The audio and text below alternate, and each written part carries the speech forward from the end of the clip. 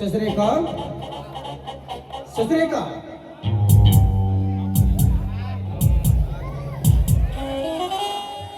ಮಾಮ ಇಷ್ಟು ಬೇಗ ಬಂದ್ಬಿಟ್ರ?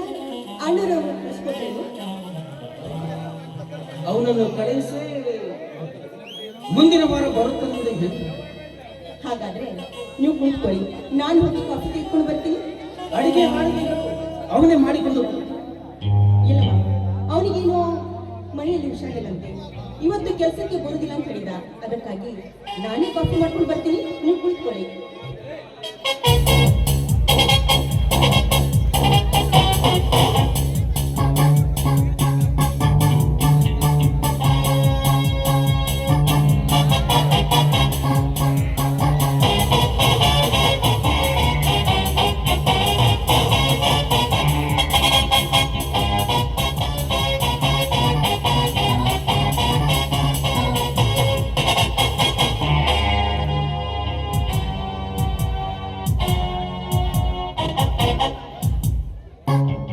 ಅಡುಗೆ ಆಳನ್ನು ಕೆಲಸದಿಂದ ಬಿಡಿಸಿದ್ದು ನಾನೇ, ಬರಲು ಆಗುವುದೆಂದು ಏನು ಕಳಿಸಿದವನೇ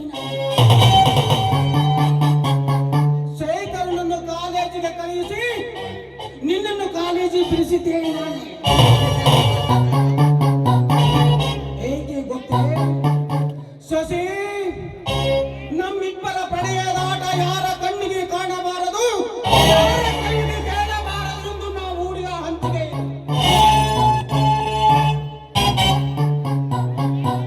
ಈ ಹಂಚಿಕೆಯ ಸಂಚಿನಿಂದ ನಿನ್ನ ಸೀರೆಯ ನೀರಿಗೆಯನ್ನು ನೀನೇ ಕೈಯಾರ ಸಡಿಲಿಸಿ ಕಾಮ ಕ್ರೀಡೆಗೆ ಕೈ ಮಾಡಿ ಕರೆಯಬೇಕೆಂಬುದೇ ನನ್ನ ಅಪೇಕ್ಷೆ.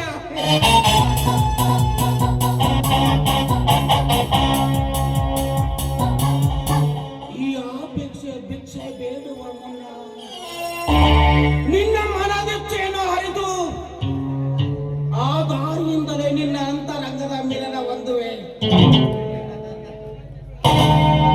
ಮನಸಾರೆ ಮೆಚ್ಚಿದ ನಿನ್ನನ್ನು ಮನದಾಸ ತೀರಿದ ಕ್ಷಣ ವರದಕ್ಷಿಣೆ ಆಶೆಗಾಗಿ ಬಾಯಿ ತೆರೆದ ಕುಳಿತ ವರ್ಣಿಗೆ ನಿನ್ನನ್ನು ಒಡದಿಯನ್ನಾಗಿ ಮಾಡಿ ನನ್ನ ನಾ ಕೊಟ್ಟ ವಚನ ಮುಟ್ಟಿಸುವೆ.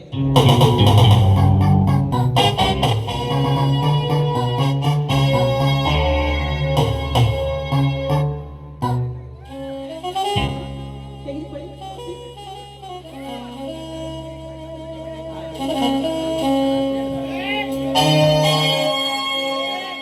ಶಶಿ, ಮೃದು ಕರಗಳಿಂದ ಮಾಡಿದ ಈ ಕಾಫಿಯನ್ನು ಕುಡಿಯಲು ನಾನು ಅದೆಷ್ಟು ಪುಣ್ಯ ಮಾಡಿದ್ದೇನೆ.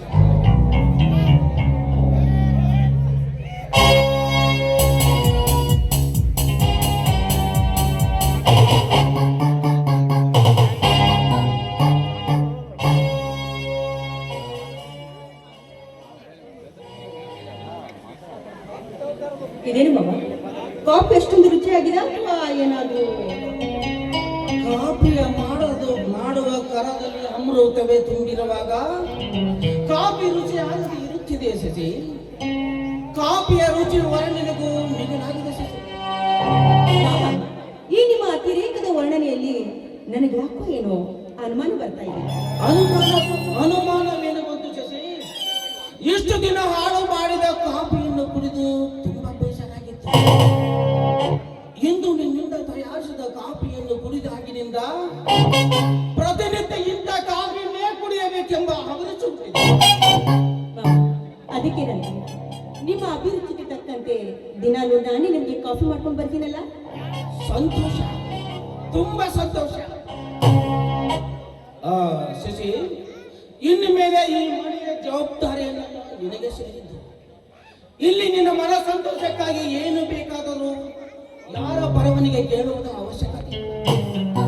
ಸ್ವಂತ ನೀನು ನನ್ನ ಮಗ ಅಂತ ಭಾವಿಸಿದ್ದೀರಾ? ಇದಕ್ಕಿಂತ ಬೇರೆ ಏನ್ ಬೇಕು ನೀವು ಹೇಳಿ? ನಮ್ಮ ಮೇಲೆ ಅದಷ್ಟು ಪ್ರೀತಿ ವಾತ್ಸಲ್ಯ ನಿಮಗೆ. ನಿಜವಾಗಿ ಹೇಳ್ಬೇಕಂದ್ರೆ ಇಂಥ ಪ್ರೀತಿ ವಾತ್ಸಲ್ಯವನ್ನು ಇಟ್ಟಿದ್ದೀರಲ್ಲ, ಇಷ್ಟೇ ಸಾಕು ನಮಗೆ, ಬೇರೇನು ಬೇಕಾಗಿಲ್ಲ. ಶಶಿ, ನಿನ್ನ ನಯವಾದ ನುಡಿಯನ್ನು ಕೇಳಿ ನನ್ನ ತನುವಿಗೆ ನವಚೈತನ್ಯ ತುಂಬ. ಆಗಲಿರಲು ನನ್ನ ನಿನ್ನಂತ ರೂಪರತಿ ಸೊಸೆಯನ್ನು ಕಂಡು ನಾನೇ ಪರಮ ಸುಖಿ. ಮಾಮ, ಚಿಕ್ಕಂದಿನಲ್ಲೇ ತಂದೆ ತಾಯಿಯ ಮುಖ ಎಂಥದ್ದು ಅಂತ ಕಾಣಲಿಲ್ಲ ನಾನು. ತಂದೆ ತಾಯಿ ಸ್ಥಳದಲ್ಲಿ ನೀವು ಕುಳಿತುಕೊಂಡು ತುಂಬಾ ಪ್ರೀತಿಯಿಂದ ಸಾಕಿದ್ರಿ ಸರಿಗಿರಿ. ಈ ನಿಮ್ಮ ವಾಸ್ತವ್ಯದ ಮುಂದೆ ಎಲ್ಲವೂ ತೃಣ ಸಮಾನ. ನಿಮ್ಮ ಹಿರಿದಾದವರು ಹಾಗೂ ಈ ನಿಮ್ಮ ಸಾಧನೆಯನ್ನು ದಿನಾಲೂ ನಾನು ಸ್ಮರಿಸಲಿಲ್ಲ. ಶಶಿ, ಸಾಧನೆ ಇನ್ನು ಮುಗಿದಿಲ್ಲ. ಶೇಖರನನ್ನು ದೊಡ್ಡ ಅಧಿಕಾರಿಯನ್ನಾಗಿ ಮಾಡಬೇಕು. ನಿನಗೆ ಒಳ್ಳೆಯ ವರನನ್ನು ಶೋಧಿಸಿ ಮದುವೆ. ಈ ಎಲ್ಲ ನನ್ನ ಹೆಬ್ಬೈಗೆ ಸಂಪೂರ್ಣವಾಗಬೇಕಾದರೆ ನಿನ್ನ ಸಹಕಾರ ಅತ್ಯಗತ್ಯವಾಗಿ ಬೇಕೇ ಬೇಕು. ಇದೇನು ಮಾಮ, ಇದಕ್ಕಾಗಿ ನನ್ನನ್ನು ಕೇಳ್ತಾ ಇದ್ರ? ತುಂಬಾ ಆಶೀರ್ವಾಗ್ತಾ ಇದೆಯಲ್ಲ. ನೋಡು ಶಶಿ, ನನ್ನ ಆಸೆಯ ಒತ್ತಡದ ಹೊಡೆತವನ್ನು ತಾಳದೆ ಕನಸಿನಲ್ಲಿ ಕನವರಿಸಿದರೆ ಸಂತೈಸಲು ಸಂಗಾತಿ, ಆರೈಸಲು ಹಿತೈಷಿಗಳಿಲ್ಲ, ಪೂರೈಸಲು ಪ್ರೋತ್ಸಾಹ. ಅಂದಾಗ ನಾನು ಬದುಕುವುದರಲ್ಲಿ ನೆಮ್ಮದಿ ಇಲ್ಲದಂತ. ಮಾಮ, ಇದೇನು ಯಾವ್ದು ವಿಷಯದಲ್ಲಿ ಮಾತಾಡ್ತಾ ಇದ್ದೀರಿ ನಾವು? ಮತ್ತೆ ಬೇರೆ ವಿಷಯ ತರ್ತಾ ಇದ್ದೀರಲ್ಲ. ನೀವು ಆಡ್ತಿರೋ ಮಾತಂತೂ ನನಗಂತೂ ತಿಳಿತಾನೆ ಇಲ್ಲ. ಶಶಿ, ಪ್ರಥಮ ಪಾಠವನ್ನು ಪಠನೆ ಮಾಡದೆ ಪದವಿ ಪೂರ್ತಿ ಮಾಡಲು ಪ್ರಯತ್ನಿಸಬಾರದು. ಪ್ರೌಢ ವಯಸ್ಕನಾದ ನೀನು ಈ ಬ್ರಹ್ಮಚಾರಿಯ ಮಾವನಿಗೆ ನಿಲುಗನ್ನಡಿ ಅಂತ ನಿಂತಿರಿ. ಅಂದಾಗ ವಿಷಯ ಬದಲಾಗುವುದರಲ್ಲಿ ಸಂದೇಹ. ಅಂದ್ರೆ ಅಂದ್ರೆ ಏನು ಮಾತಿನ ಅರ್ಥ? ನನಗಂದ್ರೂ ಒಂದು ತಿಳಿತಾ ಇಲ್ಲ. ನೋಡು ಶಶಿ, ವಿಶೇಷವಾದ ಈ ನಿನ್ನ ಯೌವನದ ನಡತೆ, ಈ ಬ್ರಹ್ಮಚಾರಿಯ ಶುಚಿತ್ವ ವೃತವನ್ನು ನಿಷ್ಕಮ್ಮಿಯಾದ ನಾನು ದೈಹಿಕ ಸುಖ ಕಾಣದೆ ಸುಖದ ಕಾಮನಿಗೆ ಸೋತು ಅದಕ್ಕಾಗಿ ಹಂಗಲಾಚೆ ಬೇಡಿದೆ. ಈ ನನ್ನ ಬೇಡಿಕೆಗೆ ಮನಗೊಟ್ಟು ತೃಪ್ತಿ ನೀಡಿದೆ. ಮಾಮ, ಇದೇನು ಎಚ್ಚರ ತಪ್ಪಿ ಹುಚ್ಚರಾಗಿ ಮಾತಾಡ್ತಿದ್ದೀರಲ್ಲ? ಏನಾಗಿದೆ ನಿಮಗೆ? ನೋಡು ಶಶಿ, ಕಾಲ ಬರುವ ತನಕ ಗುಪ್ತ ಪಣಿಗೆ ರಕ್ಷಣೆಯಾಗಿ ಸಚ್ಚರಿತ ನಾರಿಯಾಗಿ ಬಾಳಲು ಎಲ್ಲವನ್ನು ವ್ಯವಸ್ಥೆ ಮಾಡಿ ಅದರ ಬಗ್ಗೆ ನೀನು ಚಿಂತಿಸಬೇಡ. ಸಾಕು ನಿಲ್ಲಿಸು ನಿನ್ನ ಅಶ್ಲೀಲವಾದ ನುಡಿಗಳಲ್ಲಿ. ಏನೋ ನೀಚ ಮಗಳಂತಿರುವ ಒಂದು ಹೆಣ್ಣಿನ ಮೇಲೆ ಕಾಮ್ ದೃಷ್ಟಿ ಹಾಕಿದೆಯಲ್ಲೋ ಪಾಪಿ. ಶಶಿ, ನಿನ್ನ ಶೀಲ ಹಾಳಾದರೆ ನಿನ್ನ ಸೌಂದರ್ಯಕ್ಕೇನು ನಷ್ಟವಿಲ್ಲ. ನೋಡು ಶಶಿ, ರಕ್ಷಣೆ ಮಾಡುವ ಗಾಳಿ ಮಳೆ ಇವೆಲ್ಲವೂ ಸಂದರ್ಭಕ್ಕನುಸಾರವಾಗಿ ನಾಶ ಮಾಡುತ್ತವೆ. ರಕ್ಷಣೆ ಮಾಡುವ ಒಂದು ಸಾಹಸವಾದರೆ ನಾಶ ಮಾಡುವುದು ಒಂದು ಸಾಧನೆ. ಬೇಡ ಮಾವ, ಬೇಡ. ರಕ್ಷಣೆ ಮಾಡುವರು ನೀವೇ ನಾಶ ಮಾಡಲು ನೋಡ್ತಿದ್ದೀರಾ? ಒಂದೊಳೇನಾದ್ರೂ ನನ್ನ ಕೈ ಹಿಡಿಯೋನು ನನ್ನ ಈ ಶರೀರವನ್ನು ಭೋಗಿಸಿ ಅವನು ಬೀದಿಗೆ ಇಸುವುದಿಲ್ಲ ಅಂತ ಏನು? ಅದಕ್ಕೇನು ಸಾಕ್ಷಿದೆ ನೀವೇ ಹೇಳಿ. ನನ್ನನ್ನು ಬೀದಿ ಪಾಲು ಮಾಡಬೇಡಿ ನೀವು. ಶಶಿ, ಅಕ್ಕನ ಮಗಳ ಅಕ್ಕರೆಯನ್ನೊಂದು ಆನಂದ ಪಡಬೇಕೆಂದು ಅನೇಕ ಆಸೆಗಳನ್ನು ನೀನು ಅದಕ್ಕೆಲ್ಲ ಕಲ್ಲು ಹಾಕಿ ಮಣ್ಣಿನ ಅಂಗಣದ ಮೇಲೆ ಮಲಗಿಸಬೇಡ. ನೋಡು ಶಶಿ, ಗುಪ್ತ ಪ್ರೇಮಿಗಳಾಗಿ ಸಪ್ತ ಧಾತುಗಳಿಗೆ ಸುಖವನ್ನು ನೀಡುತ್ತಾ ಸಾಗಿಸೋಣ ಸರಸ ಜೀವನದ ನೋಡಿ ಬಾಬಾ, ನನ್ನ ಪ್ರಾಣ ಹೋದರೂ ಕೂಡ ನಿಮ್ಮ ಮಾತಿಗೆ ಯಾವತ್ತೂ ನಾನು ಒಪ್ಪುವುದಿಲ್ಲ. ಅಷ್ಟೇ ಅಲ್ಲ, ನೋಡಿ ನನ್ನನ್ನು ಮಗಳಂತ ನೀವು ಆಲಿಂಗಿಸಿರಿ.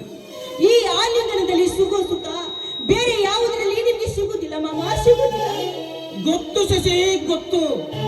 ಆದರೆ ನನ್ನ ಅಂತರಾತ್ಮ ಒತ್ತಿ ಹೇಳುತ್ತದೆ, ನೀನೊತ್ತ ಈ ಯೌವನದ ಸುಖವನ್ನು ಒಂದು ಸಲ ಶಶಿ, ನೀನು ನನ್ನ ಕಣ್ಣೆದುರಿಗೆ ಸುಳಿದಾಗ ಕರಗಿ ಹೋಗುತ್ತದೆ ಎಂಬ ಮಮತೆಯ ಮಮಕಾರ. ನೋಡು, ನೀನು ಏನೇ ಹೇಳಿ ಹೇಳಿದರೂ ನನ್ನ ನಿರ್ಧಾರ ಬದಲಾಗದು. ನನ್ನ ನಿರ್ಧಾರಕ್ಕೆ ವಿರೋಧವಾಗಿ ವರ್ತಿಸಿದರೆ ನಿಮ್ಮಿಬ್ಬರ ಅಣ್ಣ ತಂಗಿಯರ ವಂಶ ಬೇರಿಲ್ಲದ ಮರದಂತಾಗಿ ಬೀಸುವ ಬಿರುಗಾಳಿಗೆ ಉರುಳಿ ಬೀಳುವುದು ಖಂಡಿತ. ನೀವೇ ನೀರು ಉಳಿಸಿ ಬೆಳೆಸಿದ್ರಿ ಈ ಮರಗಳನ್ನು, ನೀವೇ ಬಿರುಗಾಳಿಯಾಗಿ ಅದನ್ನು ಉಳಿಸ್ತಿದ್ದೀರಾ? ದಯವಿಟ್ಟು ಇಂಥ ನಿರ್ಧಾರ ಮಾಡಬೇಡಿ. ನೋಡಿ, ಯಾಕೆ ಯಾಕೆ ನಿಮ್ಮ ಭಾವನೆಯಲ್ಲಿ ಇಂಥ ಕೀಳು ಭಾವನೆ ನಿಮ್ಮ ಮನಸ್ಸಿನಲ್ಲಿ ಹುಟ್ಟಿತು? ನೀವು ಹೇಳಿ, ಯಾಕೆ ಈ ತರ ಅನ್ಕೊತಿದ್ದೀರಾ? ನಾನೇನು ಮಾಡಲಿ ಶಶಿ?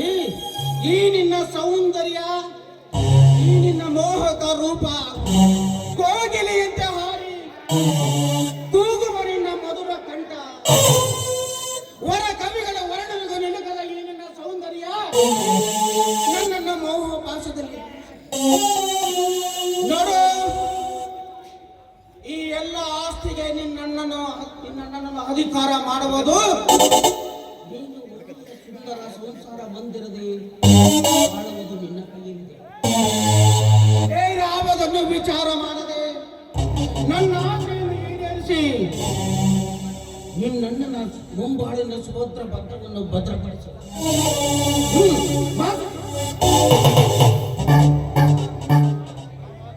ಮಾವ, ಕ್ಷಣಿಕ ಸುಖಕ್ಕಾಗಿ ಒಂದು ಹೆಣ್ಣಿನ ಬಾಳನ್ನು ಹಾಳು ಮಾಡಬೇಡಿ ಮಾವ, ಮಾಡಬೇಡಿ. ದಯವಿಟ್ಟು ನನ್ನ ಮಾತು ಕೇಳಿ. ಒಂದು ಹೆಣ್ಣಿನ ಬಾಳನ್ನು ಈ ರೀತಿ ಸರ್ವನಾಶ ಮಾಡೋದಕ್ಕಿಂತ ಅವಳಿಗೆ ಮಗಳಂತ ಒಪ್ಪಿಕೊಳ್ಳಿ, ಅವಳಿಗೆ ರಕ್ಷಣೆ ಕೊಡಿ. ದಯವಿಟ್ಟು ಅವಳಿಗೆ ಈ ರೀತಿ ಚಿತ್ರಾಂಶ ಕೊಡಬೇಡಿ. ನೀವು ಇವತ್ತಿನಿಂದ ನಮಗೆ ರಕ್ಷಣೆ ಕೊಡುದಿಲ್ಲ ಅಂತ ಒಂದೇ ಒಂದು ಮಾತು ಹೇಳಿದ್ರೆ ಸಾಕು. ನಾವು ಈ ಮನೆಯಲ್ಲಿ ಒಂದು ಕ್ಷಣ ಇರುವುದಿಲ್ಲ. ಎಲ್ಲಿಯಾದ್ರೂ ಹೋಗಿ ಭಿಕ್ಷೆ ಬೇಡಿ ನಾವು ಜೀವನವನ್ನು ಸಾಧಿಸ್ತೀವಿ. ಸಾಧ್ಯವಿಲ್ಲ. ಇಷ್ಟು ದಿನ ನಿಮ್ಮ ಸಂರಕ್ಷಣೆ ಮಾಡಿದ ನನಗೆ ನನ್ನ ಸುಖ ಕಳೆದುಕೊಂಡ ಮತ್ತೆ ನೀನು ಮಂದಸ್ಮೃತಿಯಾಗಿ ಮುಂದೆ ಬಾ.